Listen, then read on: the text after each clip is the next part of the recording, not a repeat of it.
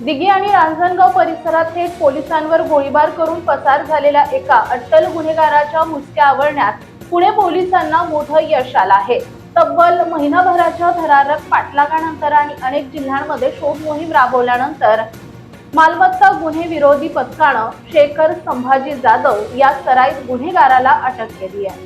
70हून अधिक घरफोड्या आणि चोऱ्या, पोलिसांवर थेट गोळीबार आणि उसाच्या शेतातून धूम ठोकणारा गुन्हेगार हा एखाद्या क्राईम किलर चित्रपटाचा सीन नाही, तर पुण्यात घडलेला थरार आहे।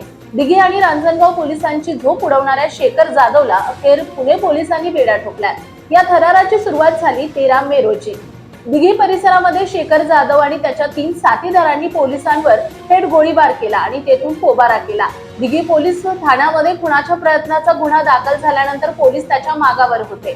16 मे रोजी रांजणगाव परिसरात हे आरोपी लपल्याची माहिती गुन्हे शाखेला मिळाली। पोलीस तिथे पोहोचताच शेखर जाधव आणि त्याचा साथीदार मुस्तफा उर्फ भाईजान यांनी पुन्हा पोलिसांवर गोळ्या झाडल्या आणि अंधाराचा तसेच उसाच्या शेताचा फायदा घेत घटनास्थळावरून पळ काढला। या सराईत गुन्हेगारांना पकडणं पोलिसांसाठी एक मोठं आव्हान बनलं होतं।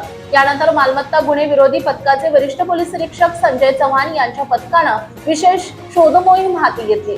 नांदेड, हिंगोली आणि लातूर जिल्ह्यांमध्ये अनेक वेळा छापे टाकण्यात आले। अखेर खबरियांकडून मिळालेल्या पक्क्या माहितीच्या आधारे 14 जून रोजी दिघे येथील मोजे शाळेजवळ पोलिसांनी सापळा रचला आणि शेखर जाधवला ताब्यात घेतलाय। त्याच्याकडून एक पिस्तूल आणि जिवंत कारतूस जप्त करण्यात आली आहे।